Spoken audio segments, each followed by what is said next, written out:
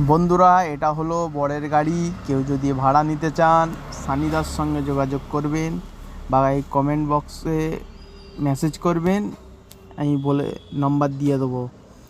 আর এটা হচ্ছে সানিদার গাড়ি, হাওড়া জেলা ডাঁসি ডাঁসপাড়া। গাড়িটা দেখো একবার, কত সুন্দর লুক, খুব সুন্দর গাড়ি। আর ভাড়নাও রয়েছে। গাড়িটা দেখলে খুব সুন্দর, ভেতরে কন্ডিশনও খুব সুন্দর করেছে।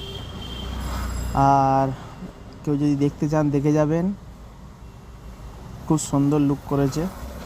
এটা হাওড়া জেলা ডাঁসি ডাঁসপাড়া, পোলধার।